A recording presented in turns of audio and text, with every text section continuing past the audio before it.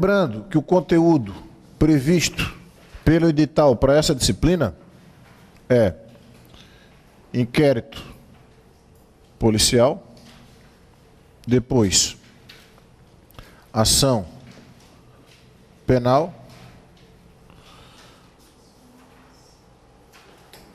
sujeitos processuais,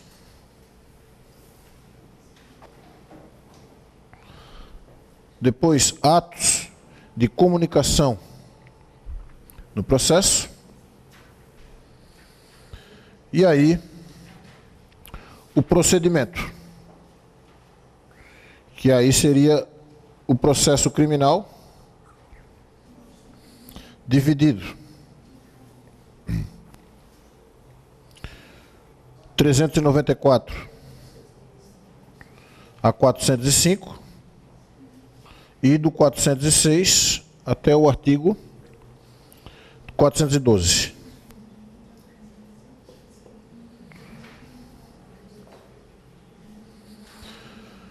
Então, turma, olhando assim, no quadro, eu acho que já deve passar um filme aí na cabeça de cada um. O inquérito, como um procedimento, não um processo, porque ele não tem ampla defesa nem contraditório.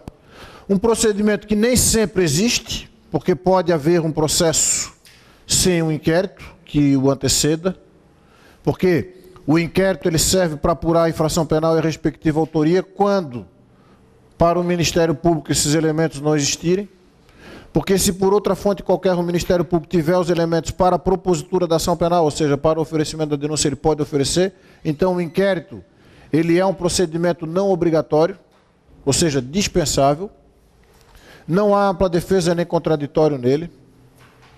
É um procedimento sigiloso, esse sigilo é relativo porque o advogado tem acesso aos autos de inquérito.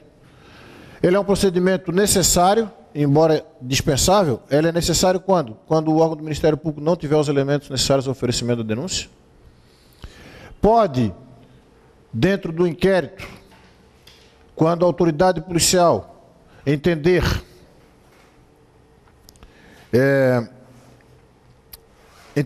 conveniente para que se possa compreender de que modo a infração penal foi praticada, proceder ao que a gente chama de reprodução simulada dos fatos, conhecida popularmente por reconstituição do crime. Desde que não contrarie o quê? A moralidade ou a ordem econômica, não é isso? Não, não é nada disso. É a moralidade ou a ordem pública. Cuidado. Tá?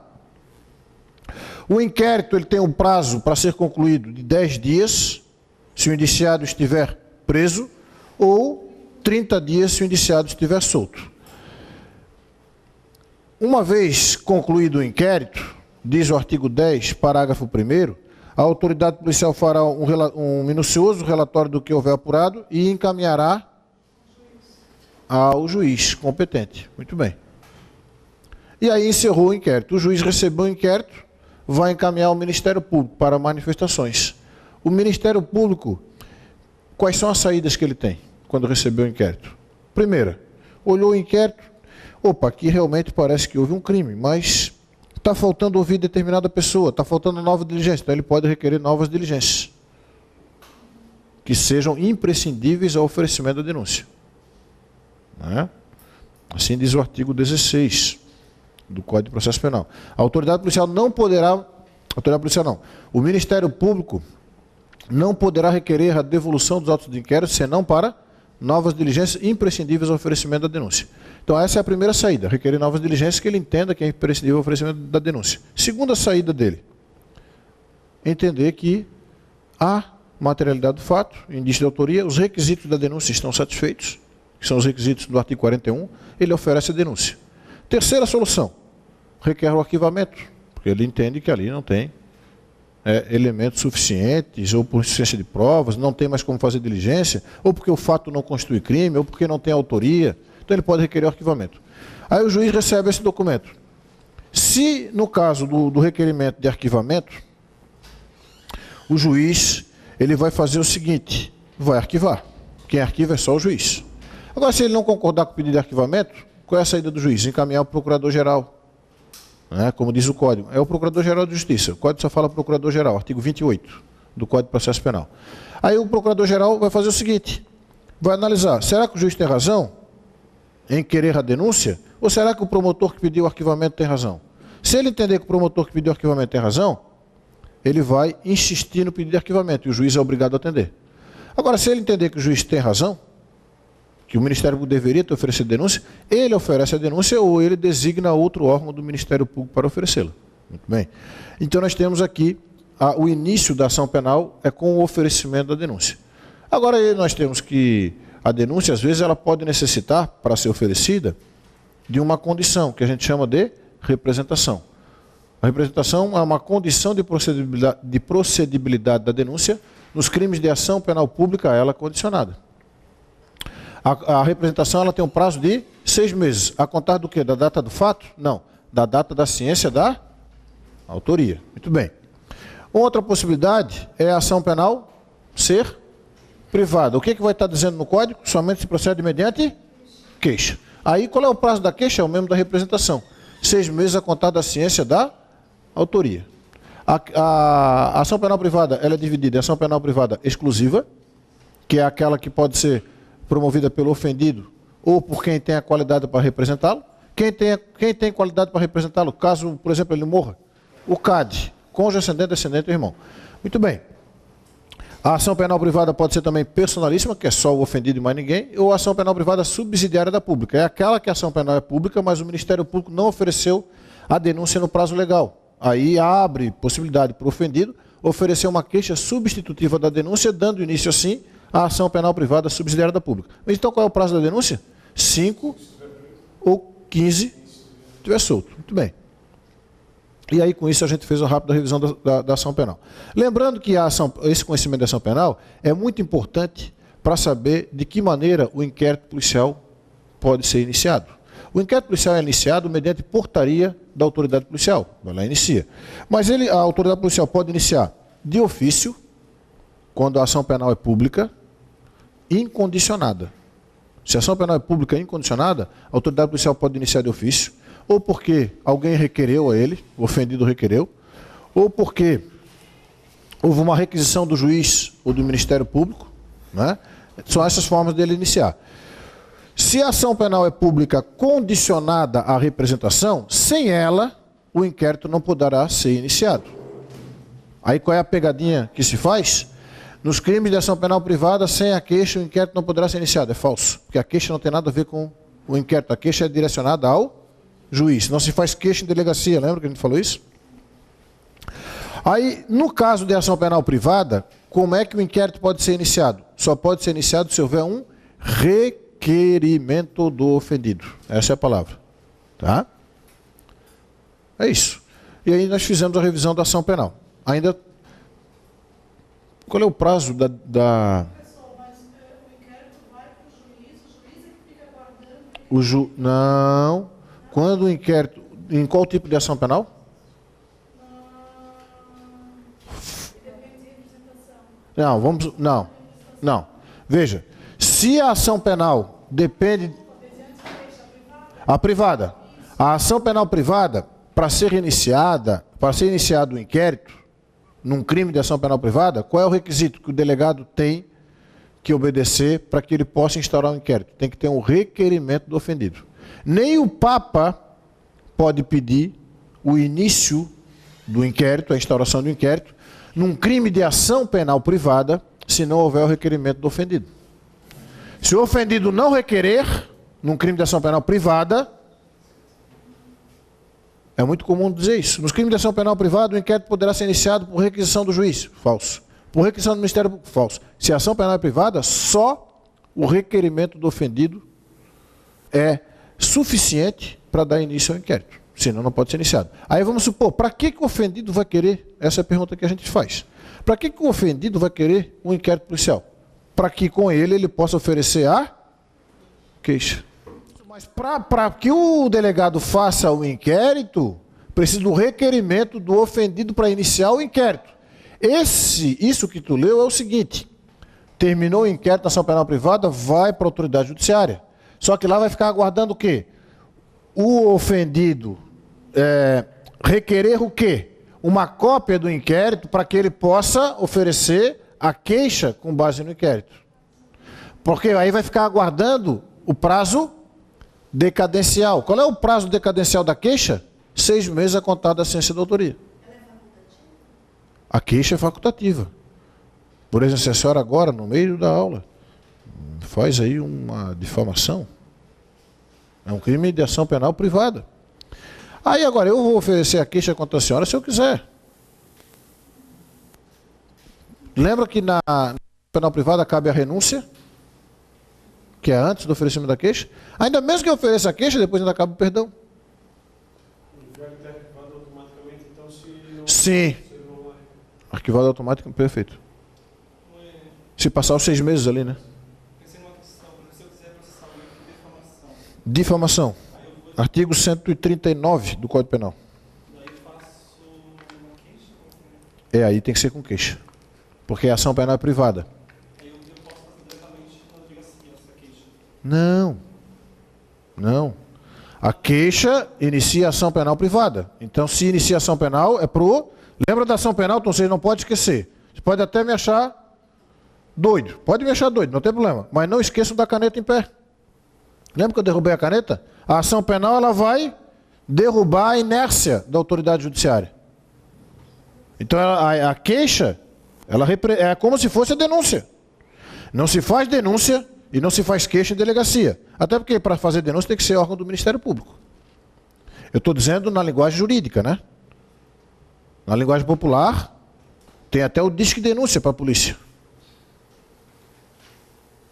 Na linguagem popular, aceita. Agora, tecnicamente falando, para um concurso, denúncia o Ministério Público faz para o juiz. E queixa o ofendido faz para o juiz. Fechou? Aí depois nós estudamos, turma, os sujeitos processuais, que a gente dividiu o estudo em sujeito processual obrigatório, também chamado necessário, indispensável, essencial. Né? Obrigatório acho que foi o primeiro que eu falei. Mas é justamente essa nomenclatura para aqueles sujeitos processuais principais, sem os quais inexiste o processo. Quem são? Só 3. Juiz, acusador e acusado. São os 3. O advogado não é essencial. Não é sujeito processual essencial. Ele é, na Constituição Federal, diz que ele é essencial à administração da justiça. Isso diz na Constituição Federal. Mas ele não é um sujeito processual obrigatório. Porque sem o defensor, sem o advogado, há processo, embora seja nulo. Existe uma diferença entre uma coisa inexistente e uma coisa nula. Uma coisa inexistente é que sequer existe. Uma coisa nula, ela existe. Só que a nulidade é uma consequência por um vício formal. Ok? E aí os demais sujeitos processuais seriam os serventuários da justiça, né, que essa palavra até não tem mais muito lugar, são os funcionários do Poder Judiciário, as próprias testemunhas, todos aqueles que podem colaborar, os peritos, intérpretes. Okay? Todos os demais são sujeitos processuais secundários, inclusive o advogado. E aí, o que é que foi pedido para o edital? Que os impedimentos da autoridade judiciária são estendidos aos serventuários da justiça. Quer dizer, não pode você manusear, dar encaminhamento, assinar documentos, ou seja, dar prosseguimento aos atos lá do fórum em relação a um processo que, por exemplo, o seu irmão está sendo acusado. Então você deve, não, esse processo aqui eu não vou nem mexer porque isso aqui é o meu irmão. Então a ideia é você fica impedido de trabalhar naqueles autos. Esse foi o pedido que o edital fez sobre os sujeitos processuais. Tá? Na aula passada, nós também estudamos, além dos sujeitos processuais, que foi um conteúdo rápido, nós estudamos atos de comunicação do processo. Estão lembrados? Foi uma aula também bem tranquila, né? Que nós vimos que os atos de comunicação do processo são basicamente a citação e a intimação. A citação, ela é feita uma vez no processo. Que é feita a quem? Ao acusado.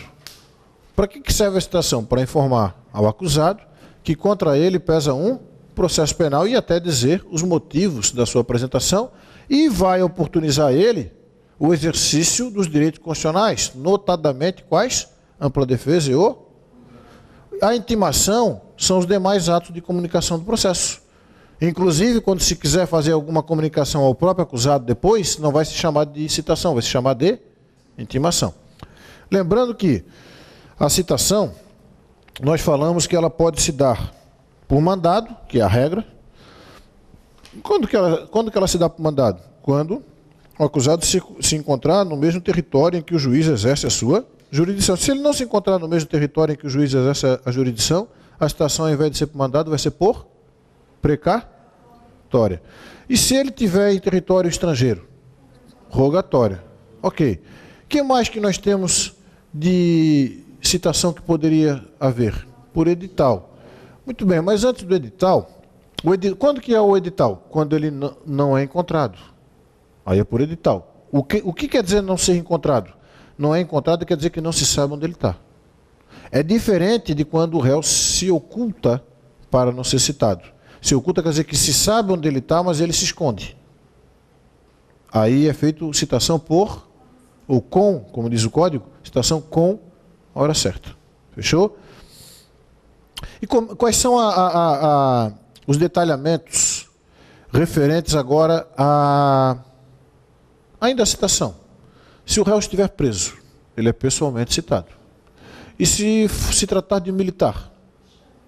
É através, né, por intermédio do chefe da respectiva repartição. Ok? E se for um funcionário público? É informado tanto a ele quanto ao chefe do seu setor. Qual o objetivo? Para manter o princípio da administração pública denominado continuidade do serviço público, para que ele possa substituir, se for o caso, o seu subordinado. Ok, turma. E as regras da intimação valem também para a citação. Só tem uns detalhes ainda sobre a intimação para lembrar, que o defensor nomeado e o órgão do Ministério Público, eles são intimados pessoalmente para os atos do processo. Qual é a diferença do defensor nomeado para o defensor constituído? O defensor constituído ele é intimado por publicação nos atos de comunicação oficial, ou seja, no diário oficial. Então, o defensor constituído é por publicação e o defensor nomeado é pessoalmente. O defensor constituído, quem é? É aquele que a parte constitui, ou seja, por procuração, paga o advogado para defender. O nomeado é aquele que o juiz nomeia. Nós vamos rever esse conteúdo hoje, quando o defensor é nomeado. Tá? E é isso. Então, essa é a revisão dos atos de comunicação do processo. Hoje, o que é que nós vamos tratar?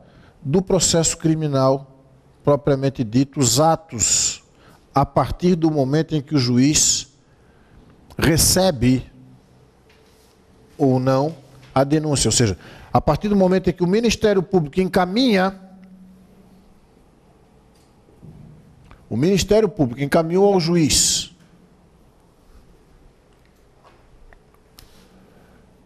a denúncia, aí a partir daqui, ó, esse ponto aqui, ó, o que é que o juiz vai fazer? É a partir daqui que a gente vai estudar, tá? Aí o juiz vai, primeira coisa que a gente já viu na aula passada,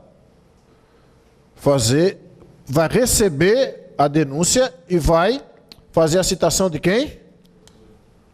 Do acusado, pode se chamar também de réu, que agora no processo ele é réu. Tá? E é isso que a gente vai ver. Mas o juiz pode deixar de receber a denúncia? Pode, ele pode rejeitar a denúncia. Quando que ele vai rejeitar a denúncia? Nós vamos estudar isso. Quando ela for inepta, quando faltar uma justa causa para denunciar, quando faltar um pressuposto ou condição. Então isso tudo a gente vai ver a partir de agora. Aí o réu foi citado. O que ele vai fazer? Vai responder à acusação? Imediatamente? Qual é o prazo que ele tem para responder? Então é bem simples esse conteúdo. E a minha ideia agora, turma, Visto isso, é apagar o quadro, vamos apagar o quadro, e vamos trabalhar esse conteúdo aqui, ó, fazendo, sabe o quê? Isso eu acho interessante dizer para vocês. Nós vamos fazer aqui o que eu fiz numa ocasião, numa sala de aula, que estava uma sala de aula super lotada, e eu tinha que trabalhar esse conteúdo aqui, ó. Aí eu expliquei, fazendo a leitura do código, explicando como a gente vai fazer aqui, e aí depois que eu expliquei tudo, turma, tudo, foi 1 hora mais ou menos explicando essa sequência, a menina levantou a mão lá, professor, eu não consegui entender. Aí me bateu o desespero, o que eu faço? Tinha explicado. Eu vou desenhar o processo. Aí de repente ela entende. E eu desenhei o processo. Caixinha quadradinho por quadradinho. Quadradinho por quadradinho e fui fazendo a sequência dos atos processuais. Eu tenho isso no meu e-mail. O que é que eu tenho no meu e-mail? Quando saiu o resultado do concurso, professor, quero lhe agradecer, eu sou aquela moça que pediu para o senhor desenhar o processo no quadro. Passei no concurso, sou técnico judiciário. Legal, né? Então nós vamos tentar fazer esse quadro, essa sequência de atos aqui. É uma pena, a gente está um pouco chateado assim, né, de não ter a certeza do edital, né, turma? A gente está chateado porque a confiança que a gente tem na equipe aqui, né, principalmente, né, em vocês que estão vindo às aulas, é muito grande, porque não tem como. Vocês, a Michele, que ela conhece, a Maria conhece uma amiga nossa, que é a Michele, agora está morando em Lages, que o marido dela foi transferido para lá. A Michele, ela veio só no aulão, veio assistir só o aulão. Ela faltou, só que ela é formada em Direito, ela veio só no aulão e ela ia fazer o concurso. Aí ela me ligou, Aldo, eu ria, parecia que eu estava vendo a tua aula e era as questões do concurso, a Michele. Não sei se ela falou porque você é amiga, né? Ou se era verdade mesmo, né? Então a gente vai tentar fazer esse desenho, só que eu queria que vocês acompanhassem a leitura do código a partir do artigo 394, porque aqui é interessante a gente ler e colocando lá. Diz assim, ó, o procedimento será comum ou especial? Veja, o processo é tudo. É desde o recebimento da denúncia até a sentença. Isso é o processo. O processo é o mecanismo que tem o juiz para aplicar a norma penal. Então, é esse conjunto todo de atos que fazem com que o juiz possa aplicar a norma penal. E o que seria procedimento? Qual é a diferença do conceito de processo para procedimento? O procedimento seria a sequência ordenada de atos que o Código de Processo Penal nos orienta. Esse procedimento, portanto, como é uma sequência de atos, ele pode ser diferente conforme o crime que será julgado. E não apenas conforme o crime, às vezes conforme a pena do delito. Por exemplo, em relação ao crime de tráfico de drogas, o procedimento previsto está na própria lei de drogas. Se o crime tem uma pena superior a 4 anos, pena privativa de liberdade, não importa se é de reclusão ou detenção, ela é superior a 4 anos, nós vamos ter uma ritualística. Se é inferior, é outra ritualística. Essa ritualística a gente chama de procedimento. Está claro? Vamos ler então. O procedimento pode ser comum ou especial. O que seria o procedimento comum? O procedimento comum é aquele geral, vamos dizer assim, da vala comum. É o que está no Código de Processo Penal, que vale para qualquer tipo de crime. Agora, o procedimento especial é aquele relacionado a crimes específicos. E eu acabei de dar um exemplo. Tráfico de drogas tem um procedimento especial na lei de drogas. Um outro procedimento que é especial e que também tem no Código de Processo Penal, embora esteja no Código de Processo Penal, é tido por especial, os crimes funcionais. Crime praticado por funcionário público tem uma ritualística própria. Não foi pedido qual é o estudo do ritual dos crimes funcionais. Ou seja, crime funcional é o mesmo conceito de crime praticado por funcionário público contra a administração pública. Chama-se crimes funcionais. Tá? O júri tem um procedimento também especial. O júri, os artigos 406 a 412, aquela parte introdutória foi pedido no edital. Tá? Então a gente vai falar justamente sobre o procedimento comum, agora, que vai do 394 até o 405. Esse é o procedimento comum.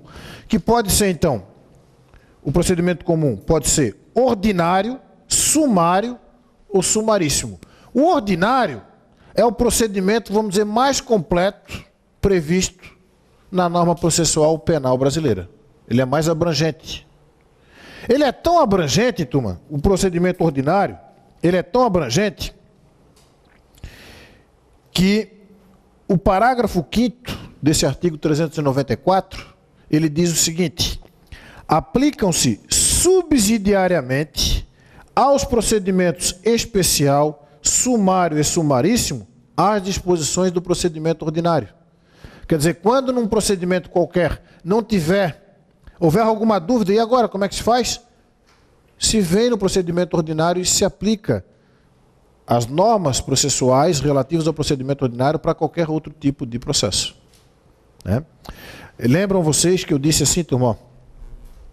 Eu disse a vocês isso logo nas nossas primeiras aulas de processo penal. O sujeito foi encontrado morto, chegou alguém e confessou. O juiz pode dizer assim, então tá, vai para a cadeia, 10 anos de prisão para ti. É assim? Não, tem uma sequência de atos. E essa sequência de atos é justamente aquele princípio constitucional que vocês estudaram no artigo 5º, que é que ninguém será privado de sua liberdade ou de seus bens sem o devido processo legal. Então o juiz tem que seguir a norma processual exatamente como ela diz, sob pena de se haver uma nulidade. O que é uma nulidade? É uma sanção ao descumprimento de uma norma processual. Tá? Então vamos lá. O ordinário, como ele é bem completo, gravem isso, o ordinário é o procedimento mais completo. Portanto, ele só vai ter lugar quando tiver por objeto crime cuja sanção máxima combinada for igual ou superior a 4 anos de pena privativa de liberdade. Cuidado, que eu já vi em provas anteriores, ser perguntado se é pena de reclusão ou detenção. Não, não importa. É pena privativa de liberdade. Não importa se é reclusão ou detenção.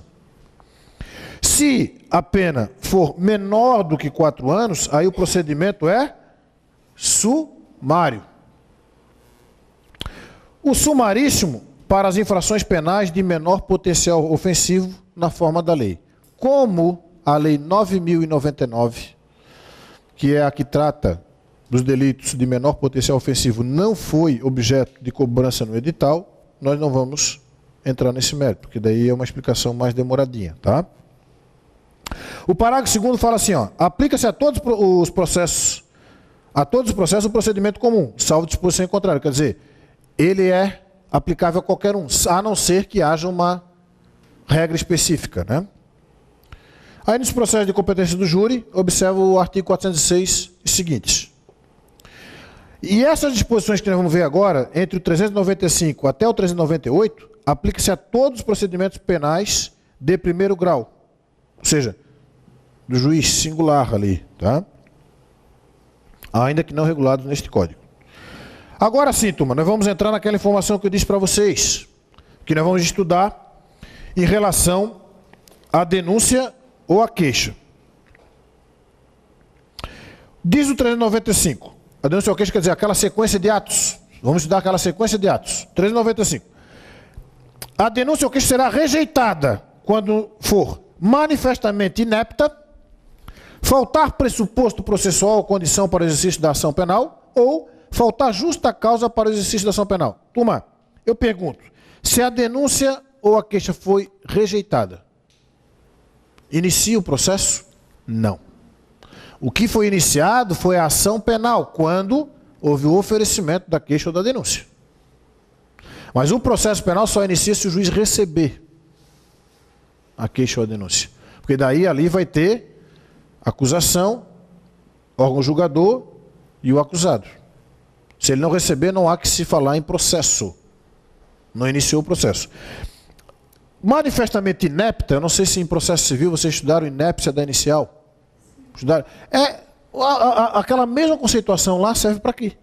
Porque a denúncia nada mais é do que uma inicial, comparando com o processo civil. Tanto é que a denúncia é chamada de exordial acusatória. Ou seja, a peça que inicia. Exordial, ou seja, que inicia, ou seja, como se fosse uma inicial, só que acusatória porque no caso ali está acusando da prática de uma infração penal. Está claro?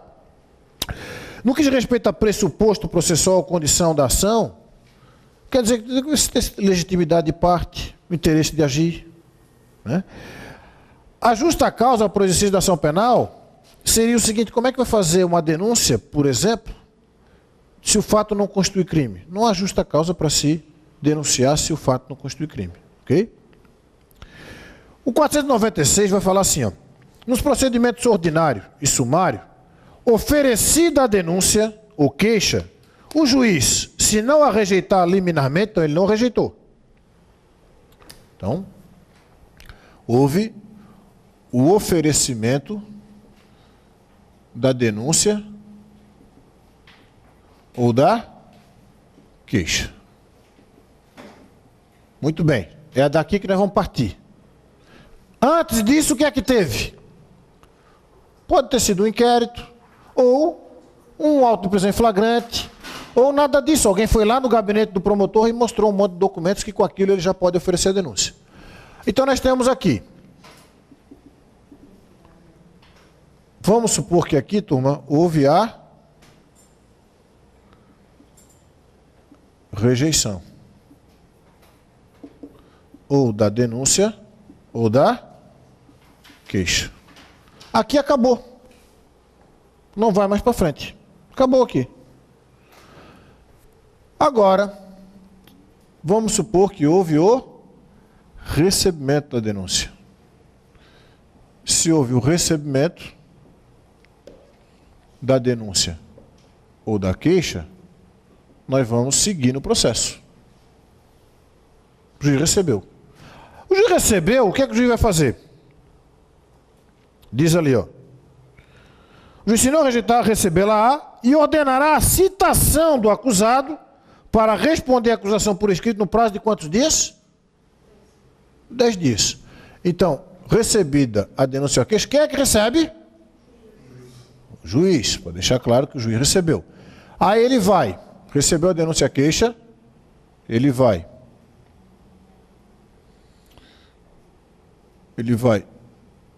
citar, na verdade, né? Citação do réu para oferecer resposta escrita à acusação. Qual é o prazo? No prazo de 10 dias. Então é isso que nós temos aqui, nesse momento aqui, né? O juiz recebe e manda citar o réu. Aí o réu o que é que vai fazer, turma? O que que o réu vai fazer? Vai responder. Mas vamos seguir ali. No caso de citação por edital, o prazo para a defesa começará a fluir a partir do comparecimento pessoal do acusado ou do defensor constituído. Porque se foi por edital é porque o réu não foi encontrado. Não é? Aí tem que aguardar. No que diz respeito à resposta do acusado, o que ele pode arguir? Ou seja, o que ele pode alegar? Ele pode arguir preliminares. Preliminares é algo, inclusive, que o juiz já deveria ter visto que possibilitaria ele rejeitar a denúncia. Por exemplo, ó, a acusação foi feita contra mim e não fui eu que fui o autor do fato, foi o ciclano. Houve um erro aí. Ele pode arguir alguma preliminar, ele não precisa nem entrar no mérito. Preliminar é algo que visa fulminar a ação sem entrar no mérito. É um vício de forma. Normalmente relacionado a quê? A pressupostos, a condição da ação. É uma análise, inclusive, que tem o juiz que fazer sobre a admissibilidade ou não da denúncia. Se ele vai receber ou não. Aí essa é uma preliminar que a defesa já pode arguir. E ainda pode alegar tudo o que interessar à sua defesa. Pode oferecer documentos, justificações, especificar as provas pretendidas e arrolar testemunhas, qualificando-as e requerendo sua intimação quando necessário. Tá? Então, vai vir aqui agora a resposta escrita à acusação. Vejam, turma, que existe na parte, quando se fala instrução do processo, o que é instruir o processo? O que significa esse termo instrução processual? Significa colocar nos autos do processo, ou seja, instruir, colocar nele elementos para que o juiz ao final possa decidir. Isso é instruir o processo. Então, tomada de depoimentos de testemunhas, realização de perícias. Quando o réu que for ouvido, quando é o réu que é ouvido, chama-se interrogatório. Quando é uma testemunha, chama-se inquirição. Então não se vai fazer um interrogatório de uma testemunha. Interrogatório, a nomenclatura serve apenas para o réu, só para o acusado. Quando é testemunha, chama-se inquirição. Ok? Inquirição. Essa resposta ele já precisa de advogado. Sim, já precisa de advogado. Já necessita de advogado. Ok? Se ele não tiver advogado, a gente vai ver o que vai acontecer. Se ele não tiver advogado, não constitui defensor, o juiz vai nomear um. Aí esse é o advogado nomeado. Se ele constitui um advogado, é um advogado constituído. Ok? Vamos seguir. Não apresentada a resposta no prazo legal, ou se o acusado citado, foi a tua pergunta, não constitui defensor, o juiz nomeará defensor para oferecê-la, concedendo-lhe vista dos autos por 10 dias, que era o mesmo prazo que o acusado até então tinha. Após o cumprimento do 396-A, que é justamente a resposta escrita à acusação, o juiz deverá absolver sumariamente o acusado quando verificar. Veja, o juiz recebeu a resposta escrita à acusação, foi direcionada a quem? Ao juiz. Aí vamos ver como é que vai ser a sequência dos atos agora.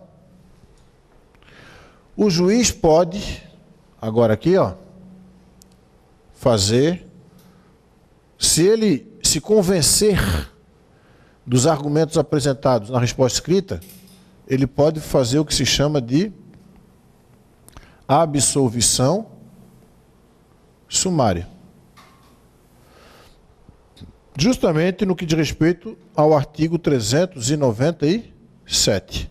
Aqui é o artigo 395, que é a rejeição. Aqui também vai acabar com o processo. Mas não, o juiz não absolveu sumariamente. Aí o processo vai ter o seu andamento com a fase da instrução. Oitiva de testemunhas e assim por diante, que a gente já vai falar daqui a pouco aqui. Mas vamos lá para o 397. Quando que o juiz vai absolver sumariamente o acusado? Sumariamente quer dizer, antes mesmo de tomar depoimentos. Vai absolver. Melhor coisa para o acusado. Na prática, turma, o que a gente tem observado no fórum é o seguinte: o juiz recebe a denúncia e cita o acusado. Aí o acusado, às vezes, faz uma argumentação bem grande, bem substancial em sua defesa. Na maioria das vezes, não.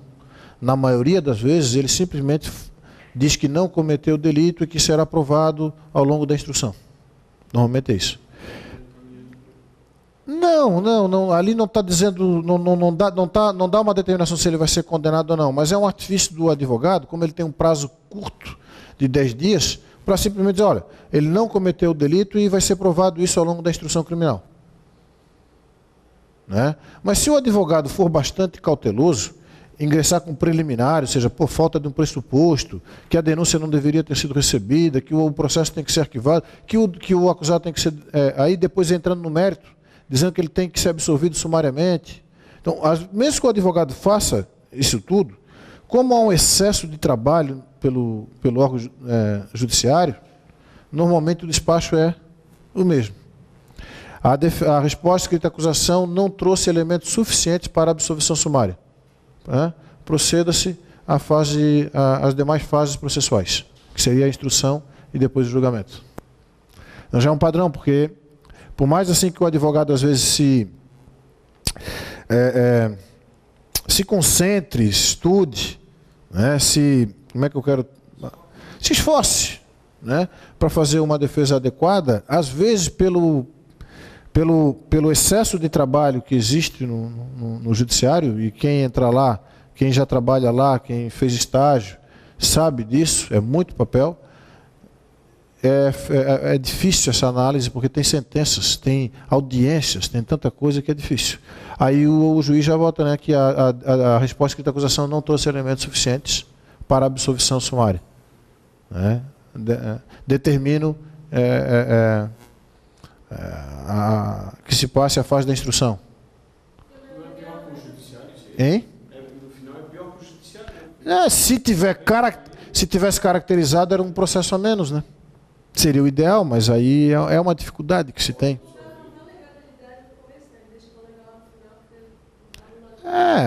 Depende. Depende de qual é o fundamento da nulidade, né?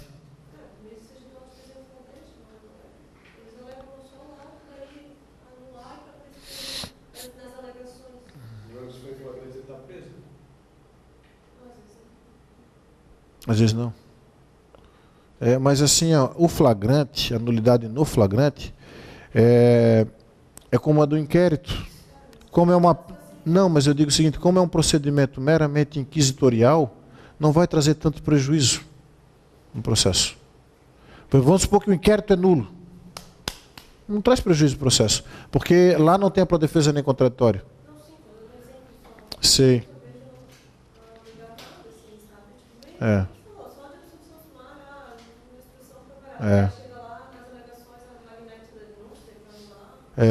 Assim, ó, quem aqui, porque às vezes tem umas pessoas que vêm, né, fazer o curso aqui e estão advogando ou estão na iminência de advogar, existe a necessidade de uma cautela muito maior do que às vezes se tem em deixar de alegar uma determinada nulidade.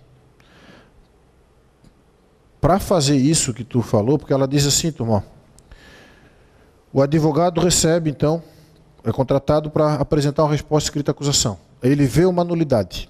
É isso que ela está querendo dizer. Ele vê uma nulidade. Nulidade é uma sanção ao processo que poderia tornar ele completamente inválido, vamos dizer assim. Anular ele. Para o advogado deixar de alegar nulidade nesse momento da resposta escrita à acusação, das duas uma. Ou ele é muito bom, sabe muito bem o que está fazendo, ou ele vai arrombar com o cliente. Essa cautela tem que ter, porque tem que se estudar muito bem qual é a nulidade apresentada. Porque existem dois tipos, basicamente, de nulidade. A nulidade absoluta e a nulidade relativa. A nulidade relativa, se não for alegada no momento que tem que ser alegada, precluiu o direito de alegar. Aí já era. A nulidade absoluta, essa sim, pode ser alegada a qualquer tempo. Mas isso é um estudo, turma, que para vocês terem uma ideia, na quinta fase do curso de Direito, é a última fase do processo penal, que é o processo penal 3, que a disciplina chama-se, o conteúdo da disciplina chama nulidades e recursos.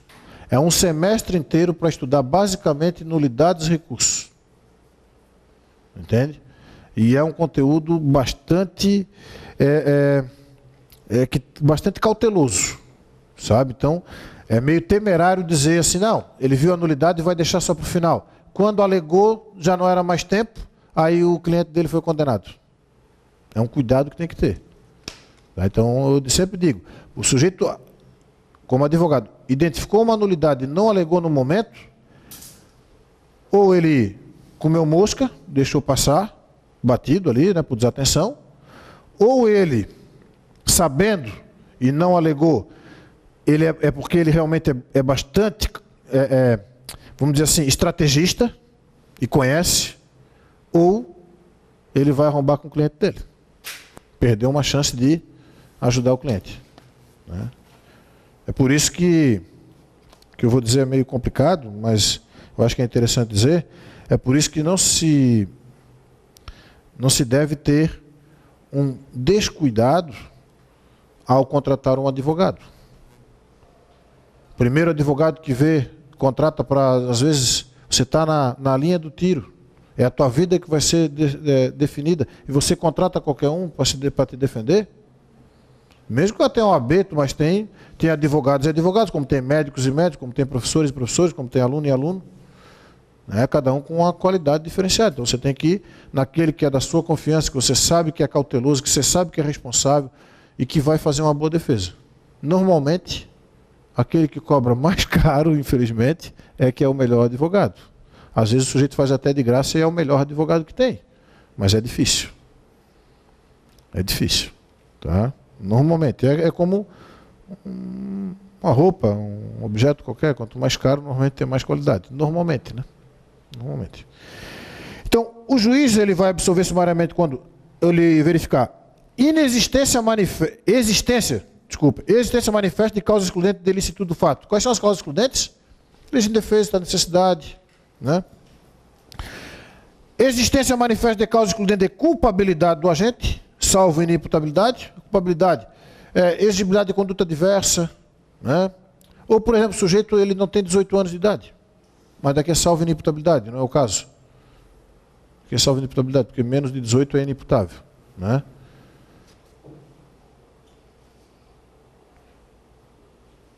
Mas aí aqui, ele já, se fosse menos de 18, ele ia fazer a rejeição da denúncia. Por falta de pressuposto processual, porque não pode haver denúncia contra... o juiz lá em cima, lá no 395, ele já rejeitaria. Ou se o fato narrado não constitui crime. Como é que vai processar se o fato não é criminoso? Porque pode acontecer, houve uma denúncia, e na resposta escrita à acusação se demonstra que houve uma inobservância de atenção, de regra. Aí se caracterizou que a conduta foi culposa. Se a conduta foi culposa, é porque ela não foi dolosa. Se ela não foi dolosa, via de regra não há crime. Né? Ou se houve a extinção da punibilidade do agente. Por exemplo, houve a prescrição do delito. O delito está prescrito. Outro exemplo. O réu morreu. Falso testemunho, bem lembrado, muito bem lembrado. O delito de falso testemunho do 342 do Código Penal, no parágrafo 2º do 342, diz lá que é extinta a punibilidade se a testemunha se retrata ou fala a verdade antes da sentença. É uma possibilidade também. Agora vamos lá. Recebida a denúncia ou queixo, o juiz designará dia e hora para a audiência, ordenando a intimação do acusado, seu defensor, Ministério Público, se for o caso, querelante e do assistente. O acusado, preso, será requisitado para comparecer ao interrogatório. Veja que o acusado ele é interrogado, devendo o poder público providenciar sua apresentação. Mas veja, turma, o interrogatório não é agora ainda. Eu não vou botar a caixinha do interrogatório aqui. Ok?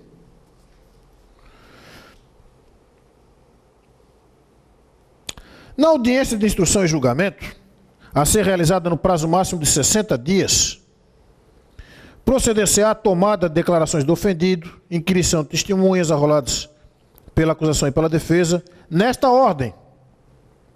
Nesta ordem. Então aqui, ó.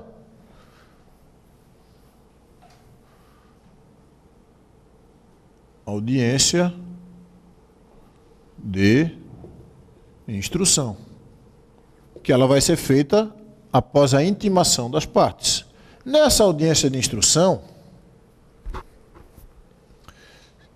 vai se ouvir quem? O ofendido. Quem mais? As testemunhas. Quem é que vai depor primeiro? As testemunhas de acusação. Depois as testemunhas de defesa. Onde é que estão as testemunhas de acusação e as testemunhas de defesa? As testemunhas de acusação estão aqui, ó, na denúncia. Vai o rol de testemunhas.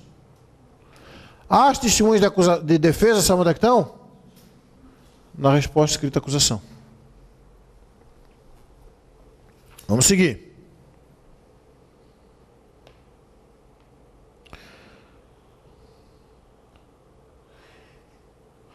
Esclarecimento de perito, acariação, reconhecimento de pessoas e coisas, interrogando-se. Em seguida, então, o último ato, então aqui, ó, perícia, se houver o caso, né? Perícias, acariações. O que é acariação? Colocar cara a cara, frente a frente. Pessoas que, de alguma maneira, discordam de algum ponto substancial, de algum ponto relevante. O último ato. Qual seria o último ato aqui? Aqui, nessa fase aqui. O interrogatório. Interrogatório é de quem? Do acusado. A palavra interrogatório é direcionada ao acusado. Aí vamos lá. As provas serão produzidas numa só audiência. O ideal é que isso aqui fosse até num dia só. Tudo no mesmo dia. Seria o ideal. Podendo o juiz indeferir as consideradas irrelevantes, impertinentes ou protelatórias. Vamos lá. O que é uma prova irrelevante? É que não vai influenciar. Ela é irrelevante na apuração do caso. O que é uma prova impertinente? Que ela não tem nenhum nexo com o que está sendo tratado. E o que é uma prova protelatória? É aquela que só serve para postergar, só para ganhar tempo, vamos dizer assim. Tá? Então o juiz vai indeferir as provas consideradas irrelevantes, impertinentes e protelatórias. Os esclarecimentos dos peritos dependerão de prévio requerimento das partes. Tudo bem. Agora a pergunta possível na prova. Quantas testemunhas a acusação pode arrolar e quantas testemunhas a defesa pode arrolar? Isso. Então, 8 aqui e 8 aqui. Na instrução poderão ser inquiridas 8 testemunhas arroladas pela acusação e 8 pela defesa. Aí olha o parágrafo 1º. Nesse número não se compreende as que não prestam compromisso, porque tem testemunhas que não prestam compromisso de dizer a verdade. Se elas não prestam compromisso de dizer a verdade, elas não podem responder pelo crime de falso testemunho. Quem são essas testemunhas que não prestam compromisso? Aquela que tem amizade íntima, inimizade capital. Quem mais? Os parentes. Não, mas a vítima dele não é testemunha. A vítima é ofendido, né?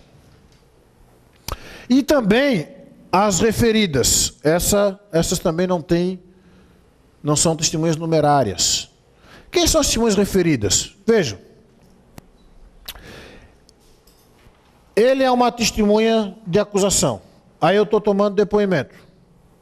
Quantas testemunhas de acusação foram arroladas? 3. Quem? Ela e ele. Ela deu um depoimento, ela deu depoimento e ele deu depoimento. Aí ali estão a defesa rolou 4. 4 testemunhas. Podia rolar 8, rolou 4. No depoimento dele, que seria a última testemunha de acusação,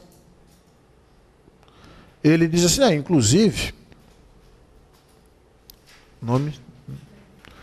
inclusive a Cibele estava no local também e sabe maiores detalhes do fato, porque ela ficou mais tempo lá no local. Só que a Cibele não foi arrolada pela acusação e nem pela defesa. Ela é uma testemunha referida por outra. Isso é uma testemunha referida. Deu para entender o que é testemunha referida? É aquela que é referida no depoimento de outro. Aí o juiz pode ouvir quantas testemunhas referidas houver e ele entender necessário. Tá? Isso quer dizer ali. Vamos virar a página aí, parágrafo 2º. A parte poderá desistir da inquirição de qualquer das testemunhas arroladas, ressalvado o disposto no 209 deste Código. Então, assim, ó.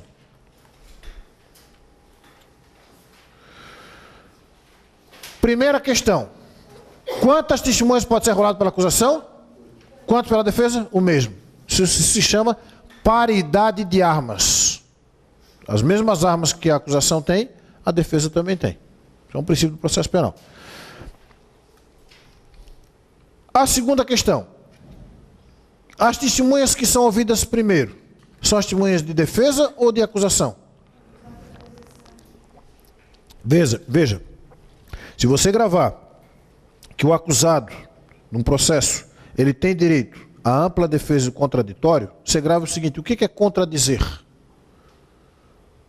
É poder contradizer o que foi dito contra você. É lógico que o contraditório ele tem o binômio ciência e participação. Ciência é que saber tudo que está sendo dito contra ele e que está sendo feito no processo, e participação é poder participar dos atos processuais. Isso é o contraditório. Mas o contraditório também vem de contradizer, de poder contradizer o que foi dito contra você.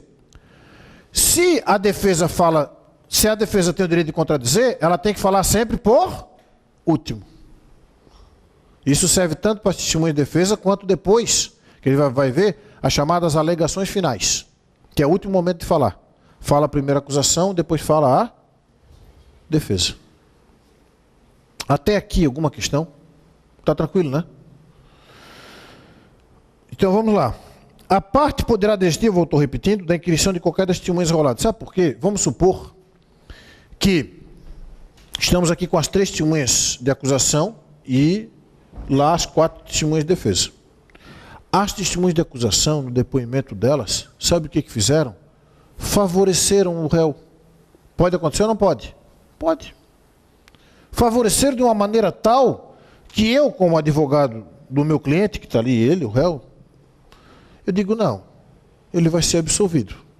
Sabe o que é preferível? Desistir de todas as minhas testemunhas. É até melhor. Porque às vezes não se sabe o que vai sair da boca da testemunha. Às vezes uma testemunha de defesa quebra o acusado muito mais do que uma testemunha de acusação. Não se sabe o que vai sair dali. Se tem uma ideia.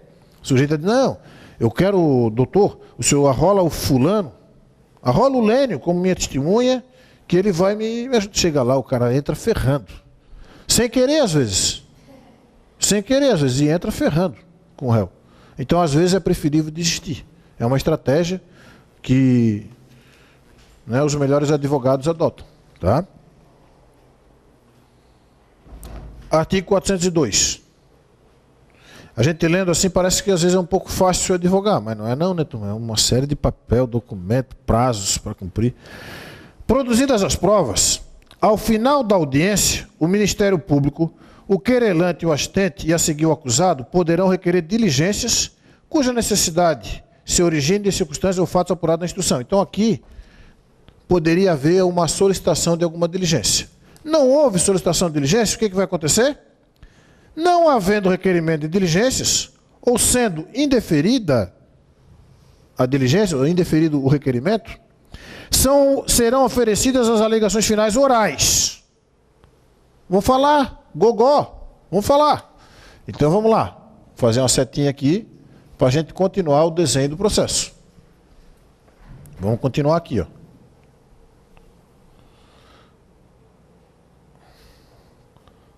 Alegações finais. O que é a alegação final? O último momento de falar. Quem fala primeiro? O órgão acusador.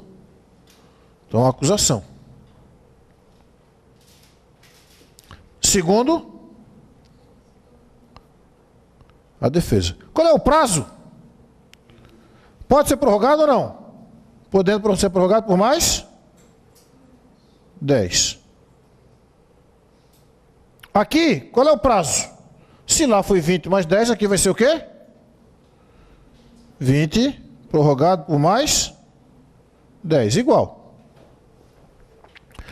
Aí um detalhe que o código vai explicar. Vamos ver se na sequência eu já vou fazer a pergunta para vocês.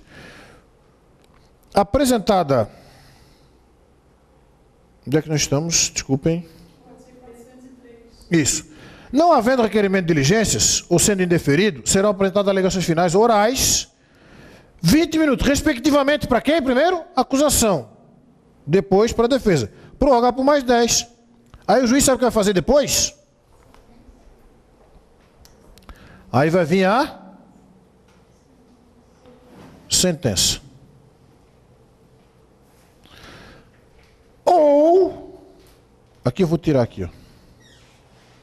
Desculpem aí quem está desenhando aí junto comigo.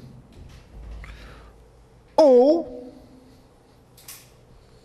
que o juiz pode entender que não há cabimento para uma sustentação oral. O que o juiz vai fazer? Vamos ler ali. Havendo mais de um acusado, o tempo previsto para a defesa de cada um será individual. Isso é interessante. Se houver mais de um acusado, o tempo vai ser individual para cada um. Individual para cada um é até uma redundância, né? Mas é isso aí. Vai ser individualizado. Cada um, para cada acusado, vai ter esse mesmo tempo. 20 prorrogado por mais 10. Tem exercício que a gente vai fazer que vai ser cobrado essa informação. Aí vai ficar mais fácil, tá? Ao assistente do Ministério Público, obviamente se houver, após manifestação desse, ou seja, do Ministério Público, serão concedidos 10 minutos, prorrogando por igual período o tempo de manifestação da defesa. Vamos supor, a acusação falou 10 minutos, a acusação falou 20 minutos, o promotor, prorrogou por mais 10, deu quanto? 30. Aí vem o assistente do Ministério Público, mais 10, deu quanto? 40. A defesa não pode também ser obrigada a falar por menos de 40 minutos. Aí se houver assistente da acusação. Porque esse conteúdo não foi bem cobrado no edital. O que é assistente da acusação? Então na prova não vai ser perguntado isso. Não pode ser perguntado. O juiz poderá, considerada a complexidade do caso ou o número de acusados, conceder às partes um prazo de quantos dias para a apresentação de memoriais? O que são memoriais? As alegações finais por escrito. E aí, nesse caso, então a sentença aqui vai ser, se a alegação for oral, a sentença vai ser na sequência. Na sequência, o juiz já vai proferir a sentença.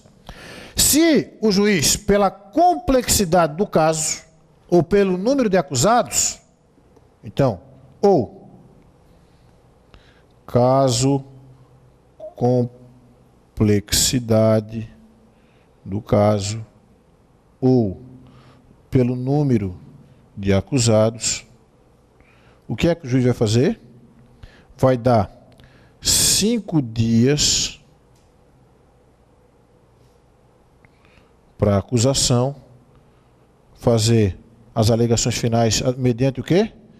Memoriais, ou seja, por escrito, e depois mais 5 dias para a defesa. Mas vejam, turma.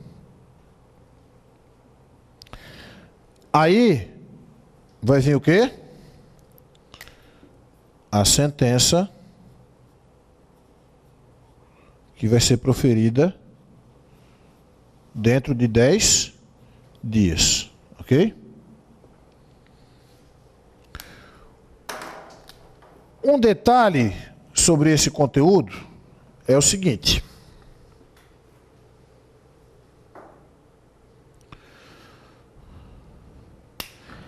Primeiro detalhe. A complexidade do caso aqui não é uma complexidade jurídica. Não. É a complexidade do caso, que o juiz entender, né? Porque o caso é muito... tem que ter uma análise muito detalhada, tem muitas testemunhas que foram ouvidas. Então, é em relação à acusação e à defesa. E não é em relação, não é para o juiz proferir a sentença, porque para o juiz não há que se alegar complexidade jurídica para a autoridade judiciária, porque tem-se a ideia de que o juiz, isso doutrinariamente falando, né? A gente sabe que na prática não é bem assim, ele é um ser humano, como qualquer outro, mas doutrinariamente falando, não se fala dirigindo-se a uma autoridade judiciária que existe complexidade jurídica, porque para o juiz não tem nada de complexo, juridicamente falando. Ele sabe tudo em matéria de direito. Então, a doutrina menciona dessa maneira, que não há que se alegar para o juiz complexidade jurídica, porque o juiz não tem complexidade jurídica para ele sabe tudo. Ele é o dono do direito, vamos dizer assim. Essa é uma alegação doutrinária, que a gente sabe que não é verdade. Ninguém sabe tudo, né? Ok, turma? Vira a diferença aqui, então? Aqui a alegação oral, na sequência já vem a sentença. Se ele entender, o juiz, pela complexidade do caso, o número do acusado, que é inviável a alegação oral, ele vai autorizar que seja feito por memoriais, dando 5 dias a acusação, depois mais 5 dias a defesa. É lógico que a defesa só vai se manifestar depois que chegar a alegação final da acusação, porque a defesa tem que conhecer o que a acusação falou. Vai que nas alegações finais, vai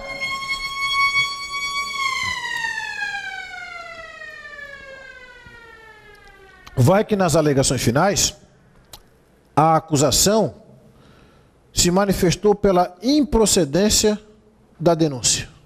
Pode acontecer ou não pode? Pode.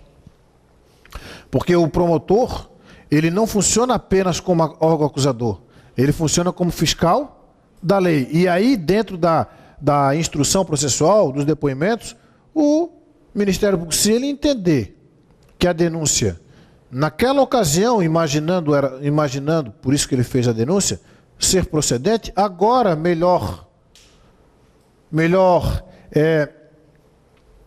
embasado, melhor fundamentado, ele diz que após a audiência de instrução, ou após a instrução processual, se verificou que a denúncia é improcedente, razão pela qual requer o arquivamento do processo.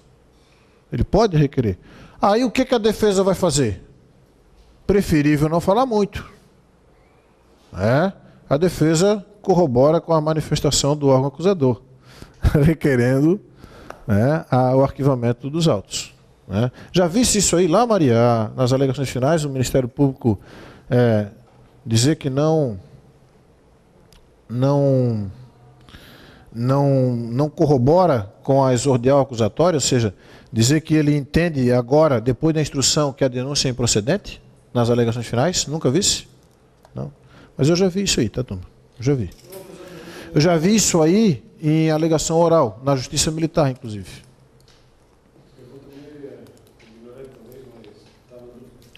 Aí, se a acusação,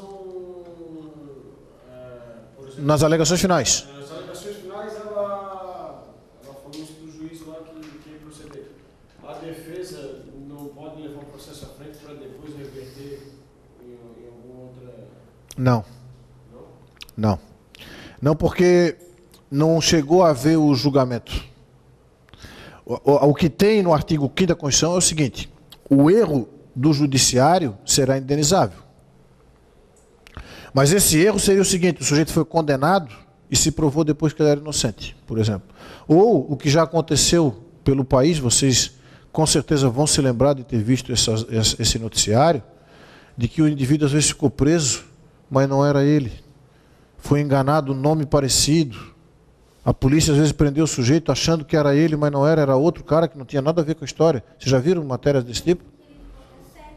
Ficou cego na prisão. Aí esse sujeito, aí parece que recebeu uma indenização milionária, mas não existe valor, não existe dinheiro, né, que vai ressarcir, né, isso. Então, o erro judiciário. Agora, não se pode alegar erro do judiciário se está na fase processual. Se não tem sentença. Mesmo que, por exemplo, ele tenha ficado preso preventivamente, porque a prisão preventiva, ela não é uma prisão pena. É uma prisão processual. Existem dois... Não, não cabe. Não cabe, a não ser que se identifique que não. Ele estava respondendo a um processo que nem era ele. Era um sujeito que tinha um nome parecido e o Estado se enganou. Estava processando uma pessoa que não era. Um erro claro do judiciário. E ele alegou que não era ele, que era homônimo, que não sei o que e tal, e houve uma falha, por exemplo.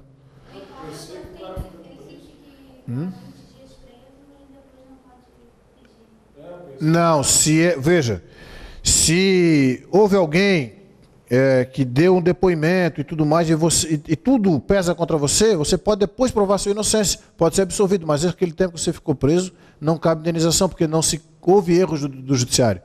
Foi uma prisão que tem dois tipos de prisão. A prisão definitiva, que é também chamada prisão pena, que é aquela prisão decorrente de uma sentença penal condenatória transitada em julgado. E tem uma outra prisão que é a chamada prisão provisória, que é aquela que não decorre de uma sentença condenatória transitada em julgado, que também é chamada prisão cautelar. A prisão cautelar ou provisória, a gente estuda esse conteúdo em 3 espécies de prisão. A prisão em flagrante, a prisão temporária e a prisão preventiva. Mas esse conteúdo assim, não está diretamente relacionado à prova. Mas a questão é interessante. Agora, se a prisão é processual, e é ele mesmo que está sendo ali acusado, depois se verifica a inocência, bom, faz parte. Não, não tem. A prisão preventiva não tem prazo. Ele pode ficar preso enquanto durar o processo, obviamente, e também enquanto durar os requisitos da prisão preventiva, que não cai no concurso, mas quem quiser ler, os requisitos da prisão preventiva estão no artigo 312 do Código de Processo Penal. Mas se tá? for condenado à prisão preventiva, já conta como prazo? Lógico. Se ele vier a ser condenado, o prazo cumprido na prisão processual, que também é chamada prisão cautelar, que é também chamada prisão provisória, aquele prazo ali, ele é computado dos restos, vamos dizer, restos a pagar, vamos dizer assim. Isso aí é complicado, eu vou ficar preso disso. A justiça é lenta e acontece. Nem pode ser indenizado. Não cabe indenização. A não ser que se prove, eu já disse para vocês, um erro crasso, assim, um erro claro, de que houve...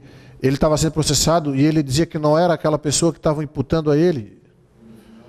Aí ele pode ser indenizado. Tá?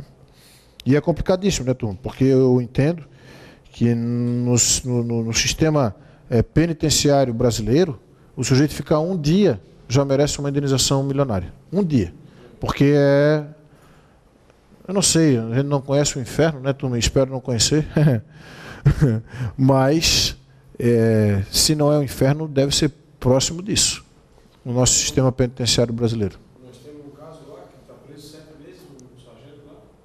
E... Provisoriamente. Está preso lá, No quartel. E parece que... Para ser julgado.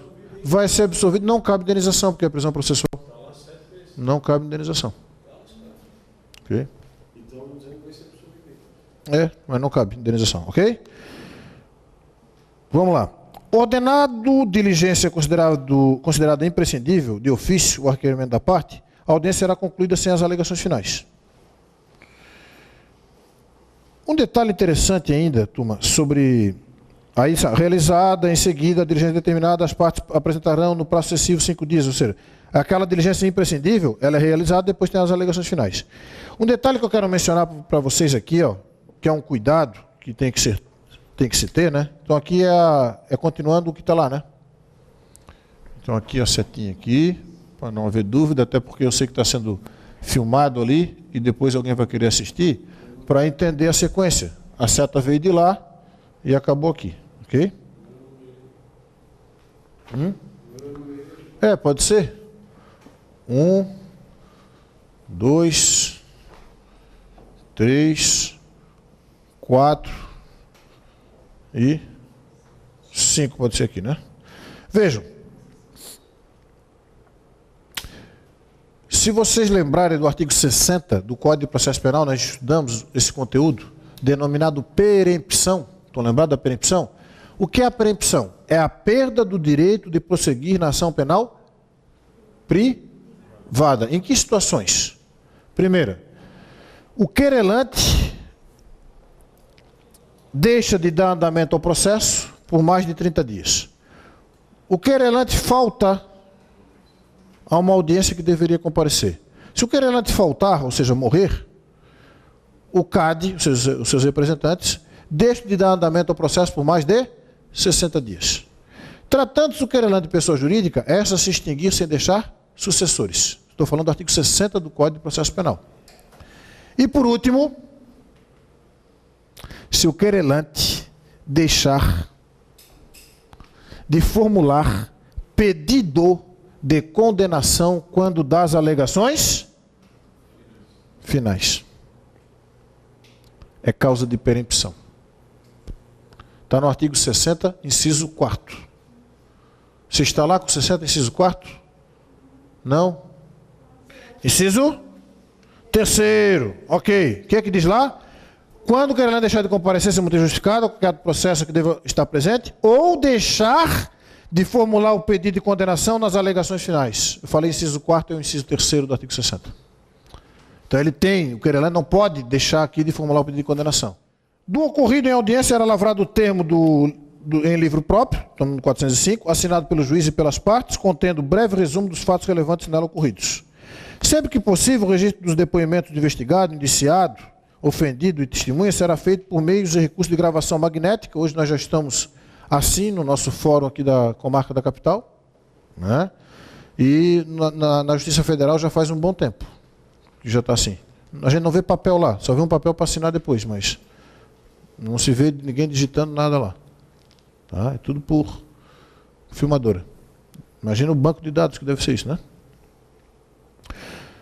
No caso do registro por meio audiovisual, será encaminhado às partes cópia do registro original sem necessidade de transcrição. Ou seja, só o CD. Né? E aí, turma, a gente acabou de ver aquela parte introdutória que vai do artigo 394 até o 405. Depois, no retorno, nós vamos fazer exercícios. Vamos fazer intervalo agora, no retorno a gente faz exercício. E aí vamos para a parte final, que é o procedimento introdutório do júri, que é do 406 até o 412. Okay? São 7 artigos só. Okay? Então, vamos para o intervalo. Turma, página 30, questões dos concursos anteriores. Página 95, desculpa. Página 95. Nós vamos resolver a questão de número 4. A questão de número 5, acho que a gente não respondeu ainda, né? Vamos aproveitar então resolver ela. A 3 a gente já tinha feito, né? Então a 4, a 5, a 6, que nós também não tínhamos feito. Vamos fazer a 7. Vamos fazer a 8. A 9. A 10 já foi. E depois a 11. Vamos fazer todas essas questões aí. Da questão número 4 até a questão... Não, é da 4 a 9. A 10 já foi feita. E aí é a questão número 11. Para a resolução das questões, na página 95, a partir da questão 4, né, que nós não tínhamos resolvido. Acharam fáceis as questões, não? Fáceis? Fáceis, né? Dá para gabaritar ou não? Tranquilo, né? Não, mas olhando assim, pelas questões. É a questão das questões dos concursos anteriores. Não é difícil, né, turma? Vamos ver a questão 4. Relativamente ao processo comum. O processo comum pode ser o quê? Quais são os ritos? Ordinário. O ordinário, quando o crime tem a pena privativa de liberdade igual ou superior a... O sumário, igual ou inferior... E...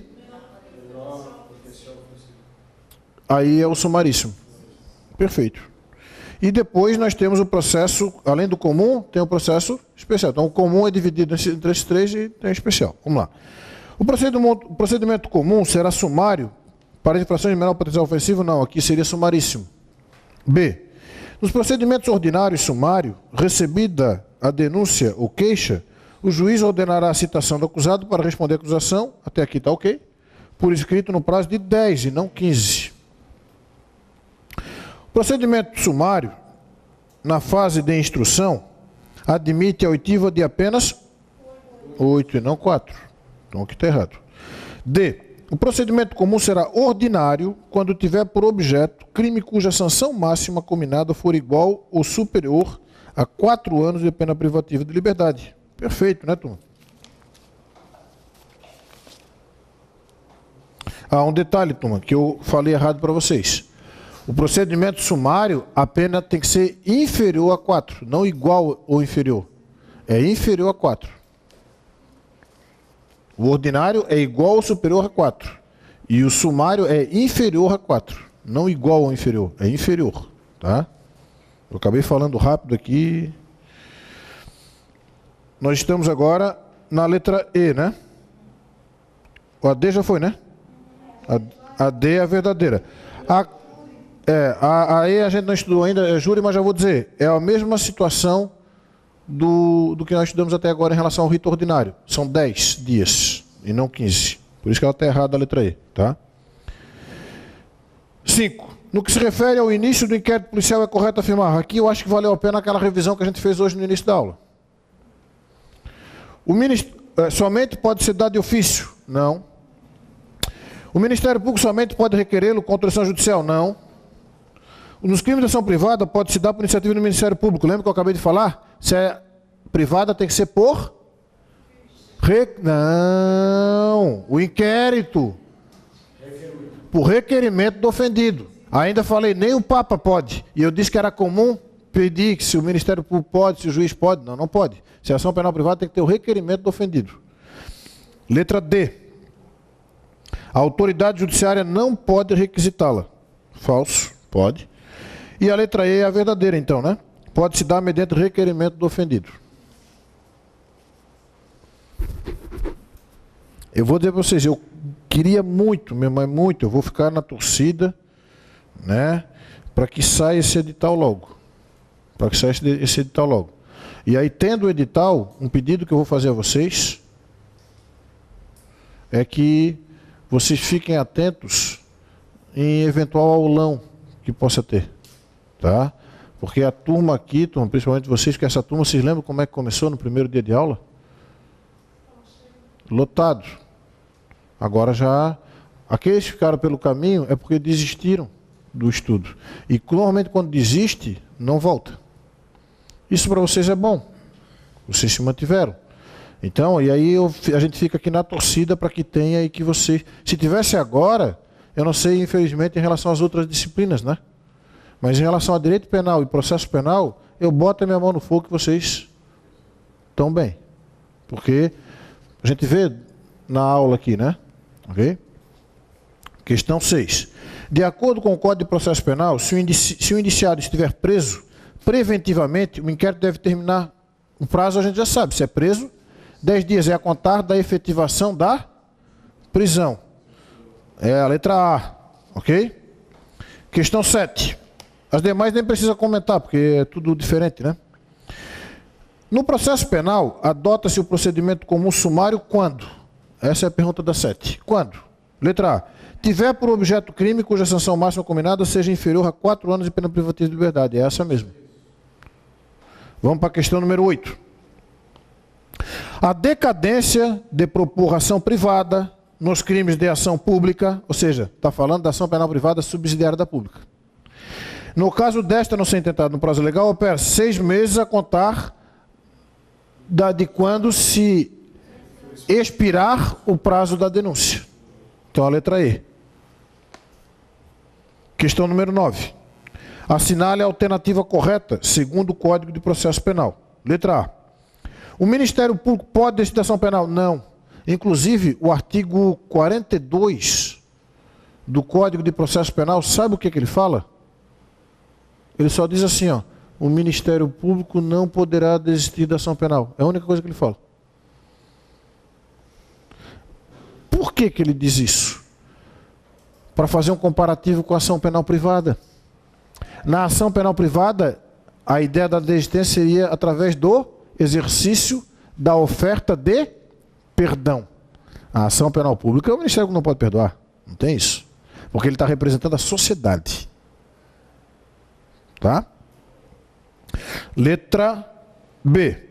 A queixa pode ser dada por procurador com poderes especiais, em que constem do instrumento do mandato o nome do querelante e a menção do fato criminoso. Essa aqui parece que é perfeita. Vamos para a letra C para ver se a gente acha algum erro na C. Na queixa em que a ação penal é privativa do ofendido, o Ministério Público não pode editá-la. Claro que pode. Claro que pode editá-la. Inclusive, qual é o prazo para o aditamento? 3 dias. Letra D. O prazo para oferecimento da denúncia, estando o réu preso, é de 15 dias. A gente viu isso hoje, no início da aula. Qual é o prazo? Não. O prazo para o oferecimento da denúncia, estando o réu preso, é de 5 dias, se ele estiver preso, e 15 se estiver solto. Nós vimos isso, revimos isso no início da aula. Letra E. A renúncia ao exercício do direito de queixa em relação a um dos autores do crime a todos se estenderá, que é o princípio da indivisibilidade. Lembra que nós estudamos? Resposta correta aqui é a letra B. A 10 nós já tínhamos feito, né? Vamos para a questão 11. Na instrução do processo penal comum, o Ministério Público e o acusado podem inquirir quantos? 8 testemunhas cada um. Muito bem. Agora, turma, nós vamos falar do júri. Eu vou até deixar o que está escrito aí no quadro e a gente vai tentar fazer um comparativo com o que está escrito aí no quadro, que é muito simples. Pior é que eu não tenho como deixar isso no quadro, porque tem que ter uma explicação introdutória ao júri, tá? Uma rápida explicação introdutória ao júri.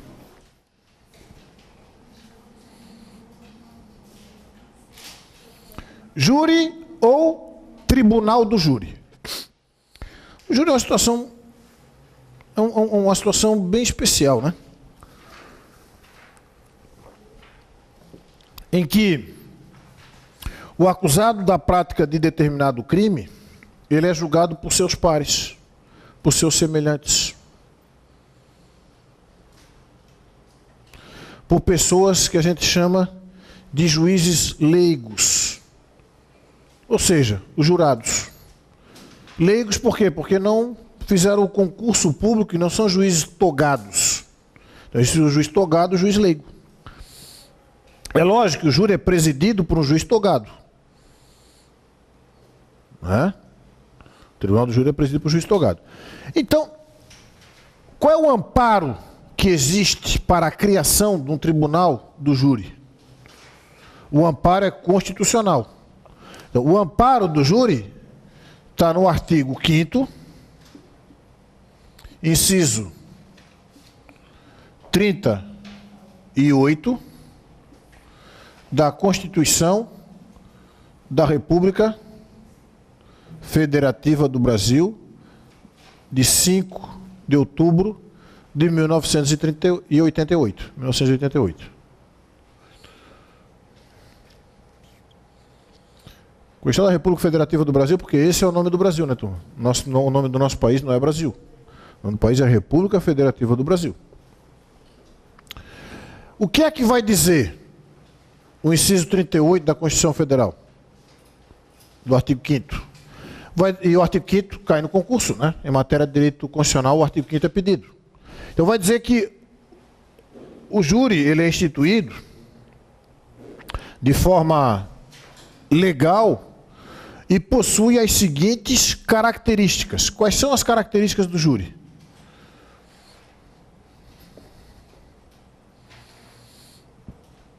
Plenitude de defesa, ou da defesa. Soberania dos vereditos.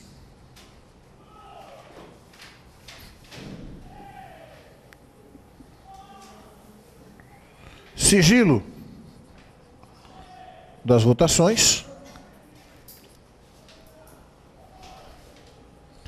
E a competência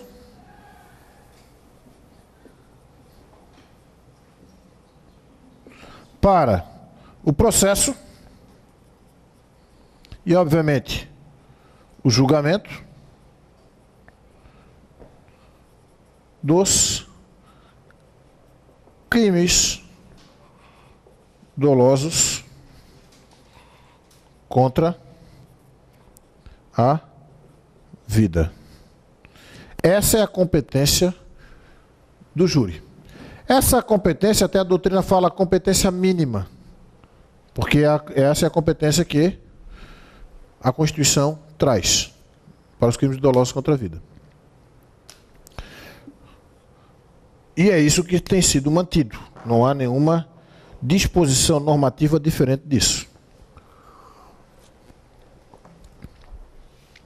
Os crimes contra a vida, por sua vez, eles são estudados no Código Penal e estão previstos entre os artigos 121, o estudo, né, desses crimes, até o 128. Quais são esses crimes? Homicídio,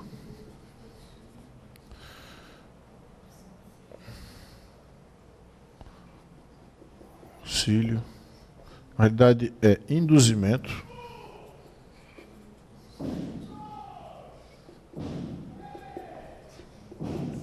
vai machucar, ou auxílio ao suicídio.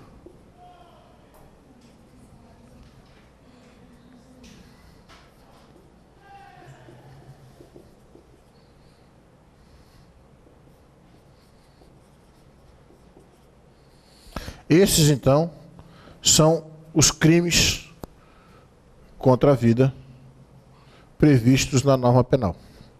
O aborto aqui ainda é dividido, né? O aborto provocado pela gestante ou com o seu consentimento. Esse dispositivo está no artigo 124, esse aqui está no 123, esse aqui está no 122 e esse aqui está no 121. Ainda tem o aborto provocado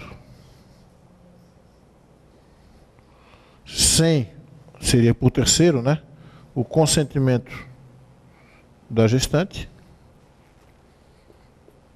E esse aqui seria o artigo 125.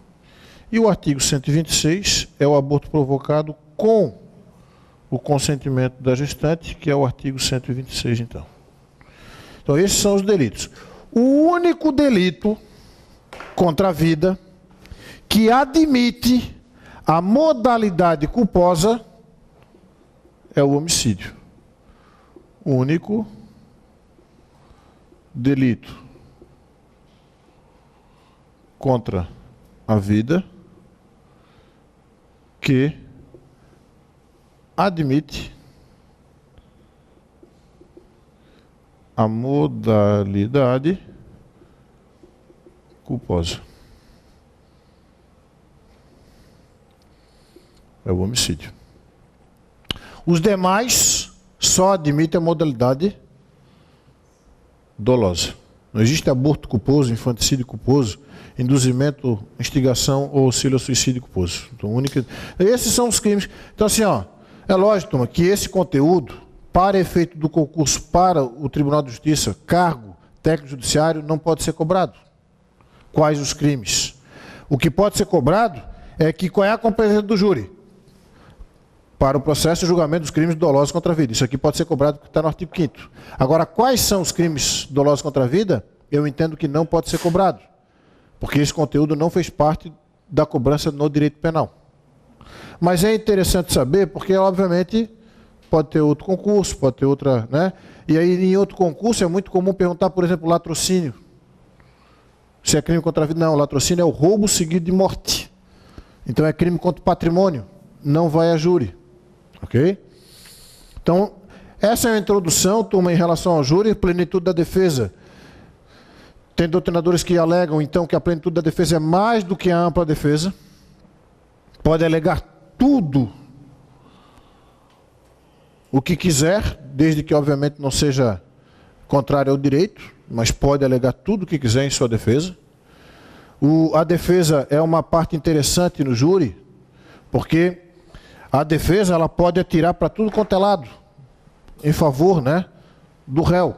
Por exemplo, o advogado pode chegar e dizer o seguinte: olha, o meu cliente é inocente, jamais conheceu a vítima, não esteve no local do crime, esta arma não lhe pertencia. Entretanto, se foi ele que matou, foi em legítima defesa. Não é estranho isso? Porque não cometeu, mas se cometeu, foi em legítima defesa. A defesa pode isso. A acusação não pode. A acusação tem que seguir uma linha. Tem que seguir uma linha. Porque é a partir dessa linha da acusação que a defesa vai sustentar as suas alegações. Então, dentro desse prisma, seria mais fácil defender do que acusar. Né? A soberania dos vereditos, porque o que o júri decidiu é válido. O sigilo das votações, porque cada jurado tem a sua íntima convicção.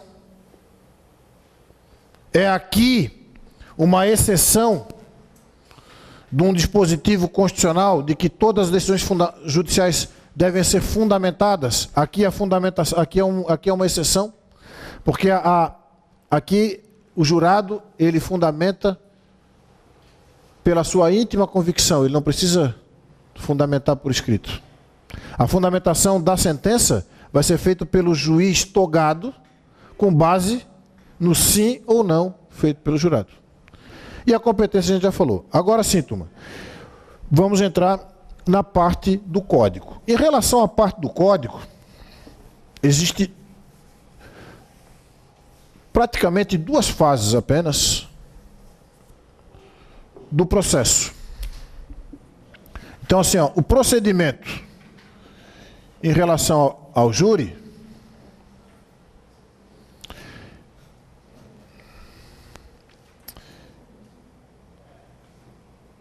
há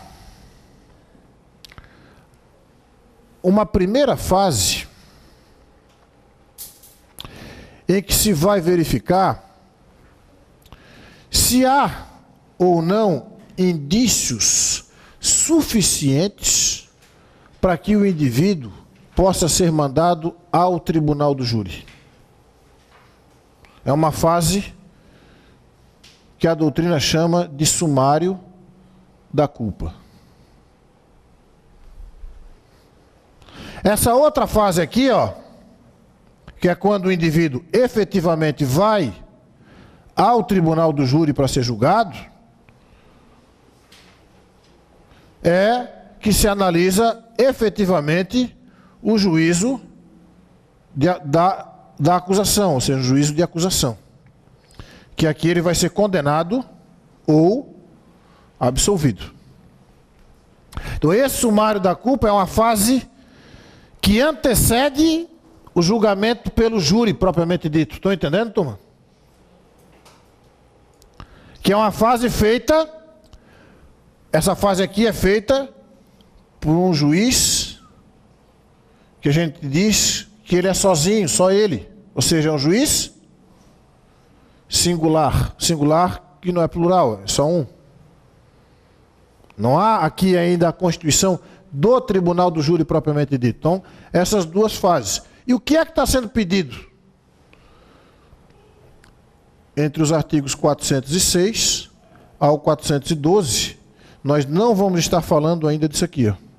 E é isso que está sendo pedido, é essa parte aqui de cima que o edital está mencionando. Então, é uma parte tranquila de ser estudada. Tá ok?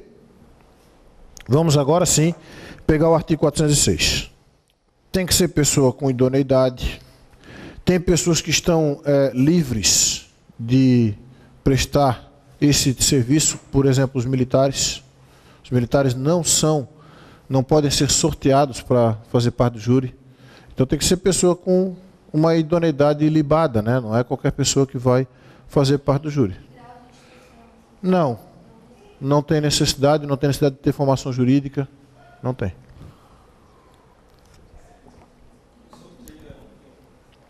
Ah, hein? É aberto. É feito na sala, no salão do júri e é aberto. É público esse sorteio.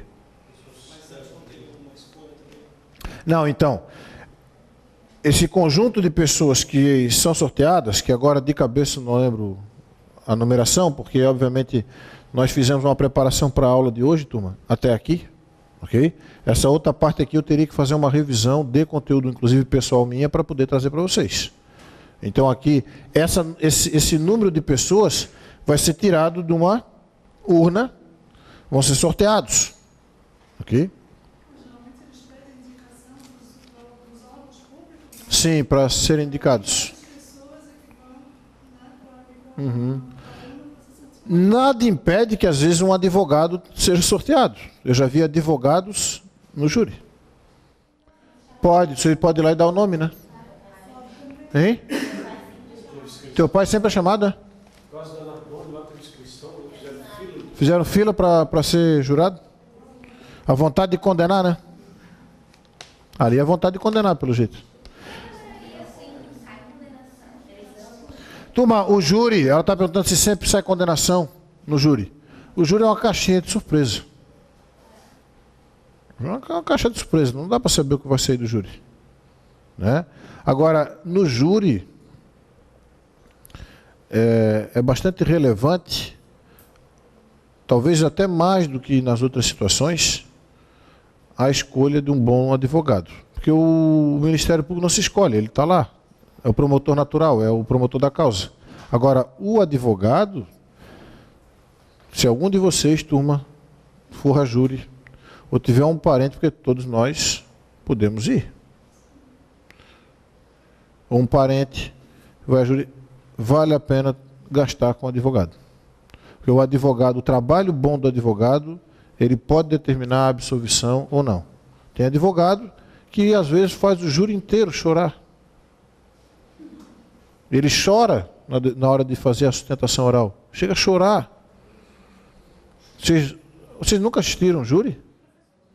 Pode haver, mas não é obrigatório. Um advogado só basta. Não é assim, não há impedimento. Não há proibição. Mas um advogado basta. Normalmente só tem um advogado. Normalmente só tem um defensor. Eu não lembro de... Hein? O que eu sei é o assistente de acusação. O assistente de defesa, eu não lembro de ter visto. É que no processo de que a gente foi vítima, cada réu tinha... mais de um? Mas a procuração não pode, não pode ser julgado escritório, cada um faz Só que eles têm o tempo é dividido entre eles, né? Que o tempo que vai ser feita a sustentação oral lá no júri é dividido entre eles, porque...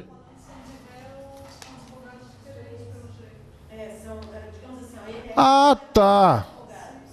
Ele é réu e ele já tem, ele tem dois. Assim, tinha 6 réus, tinha 12 advogados na sala. Que força, né? Que força financeira, né? Que força financeira.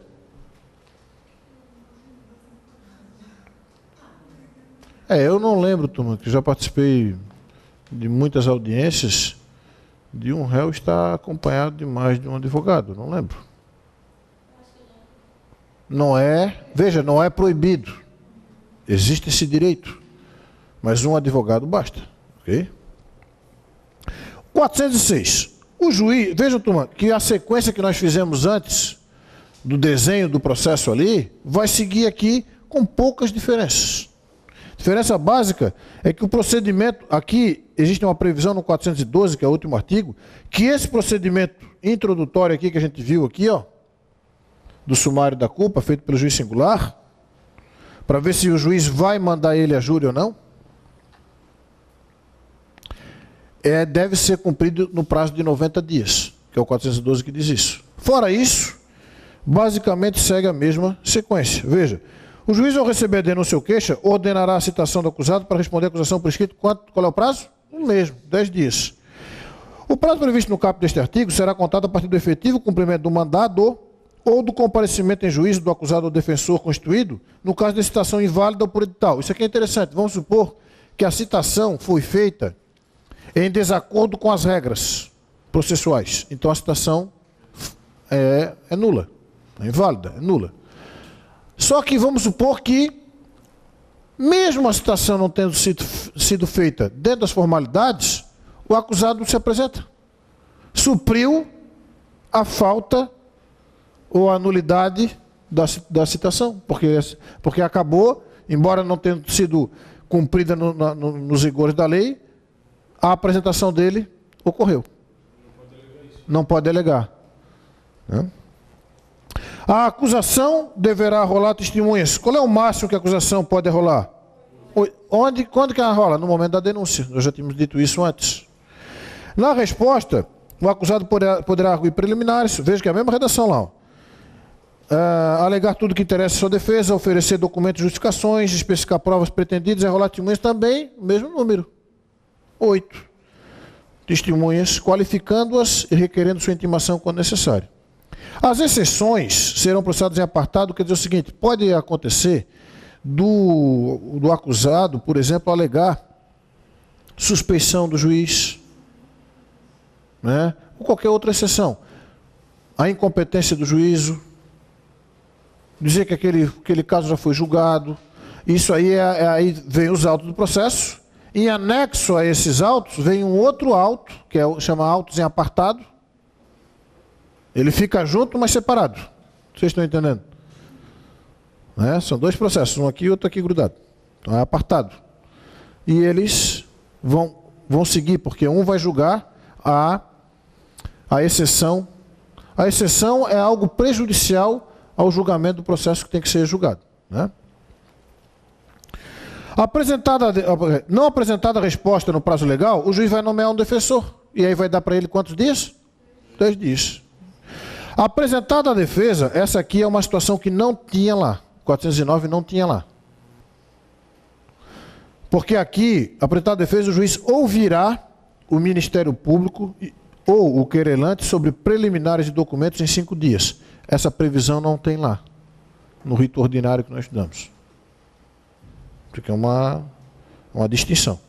410.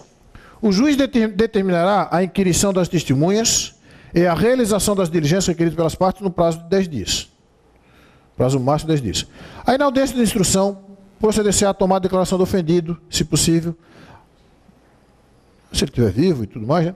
A inquirição das testemunhas arroladas pela acusação e pela defesa, nesta ordem, porque sempre a acusação fala primeiro e a defesa sempre fala por último, bem como aos esclarecimentos dos peritos, as acariações, reconhecimento de pessoas, e aí vai fazer o que em seguida? Interrogar o acusado.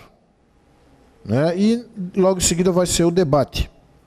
O debate oral, que aqui seria justamente a ideia das alegações finais, semelhante ao procedimento anterior. Os esclarecimentos dos peritos dependerão de prévio requerimento e deferimento do juiz. Requerimento de quem? Das partes e deferimento do juiz.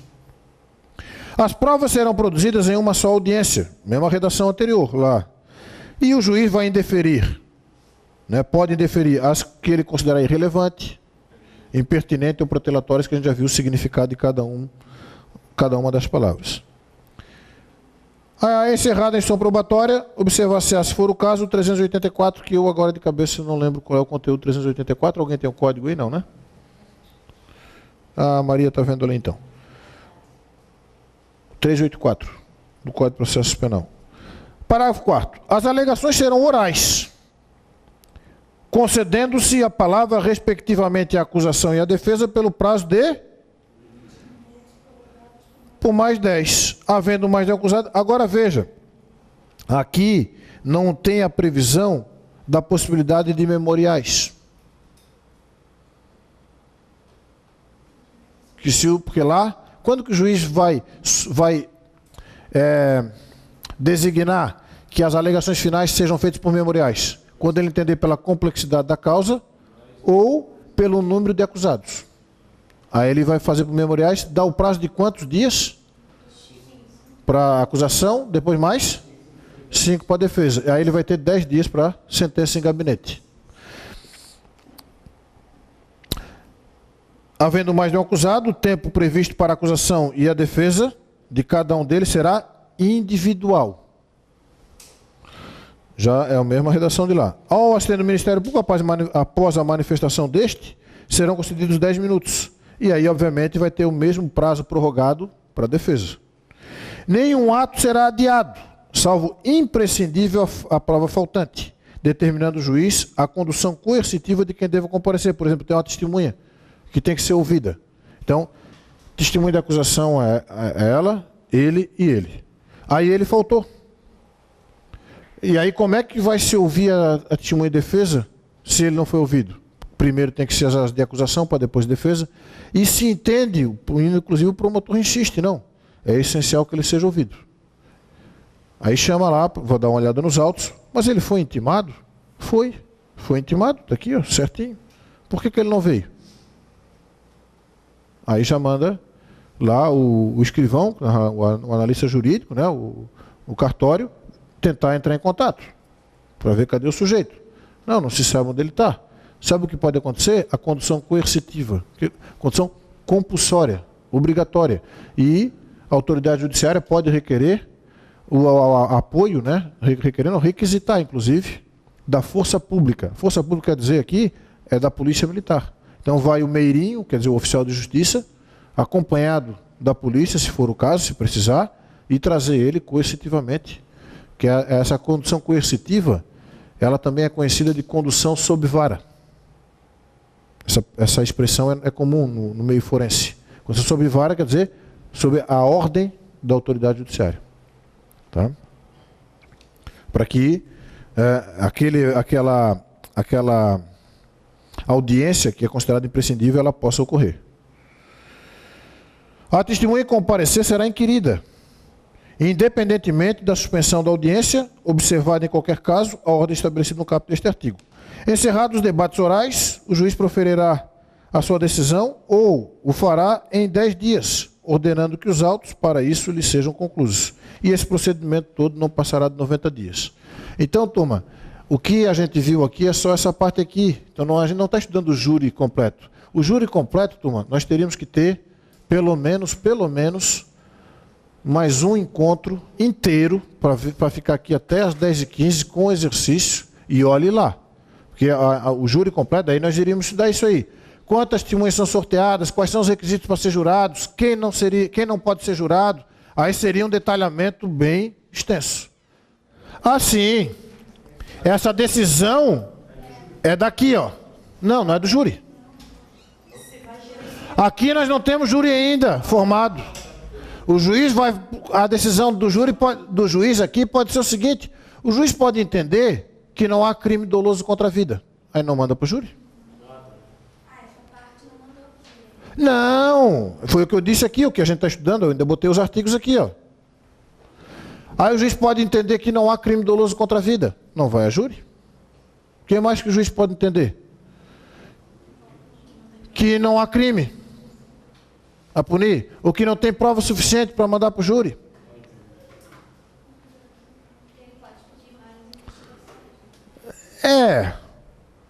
Pode haver a absolvição por insuficiência de provas também. Pode haver essa absolvição.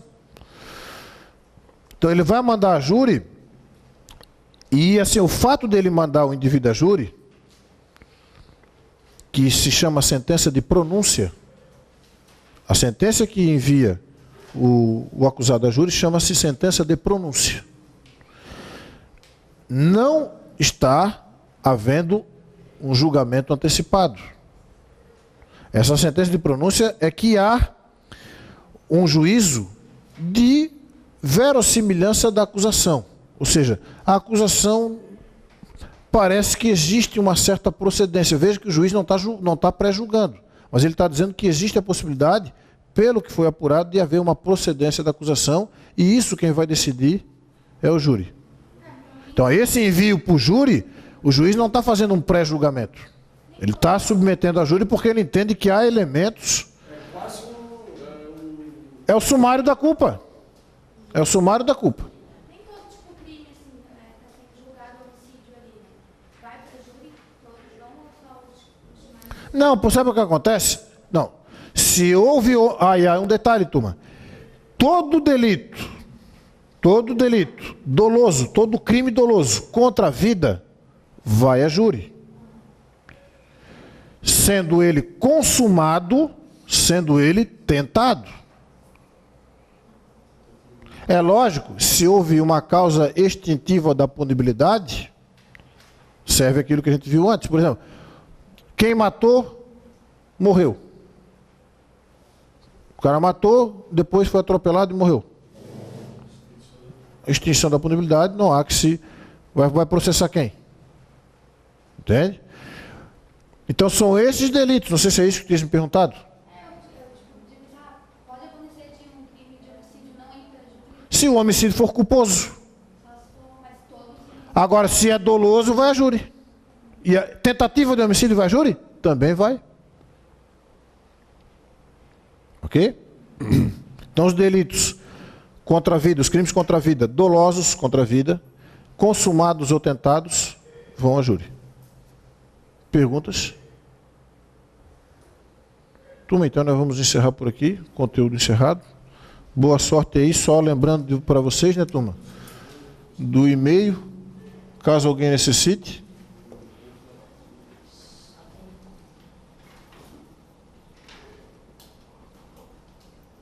Ok? Se eu não respondo no mesmo dia, no dia seguinte, provavelmente eu já estou respondendo, a não ser que vocês me mandem numa sexta-feira. Tá? Daí vai ser lá para segunda ou terça. Fechou, turma?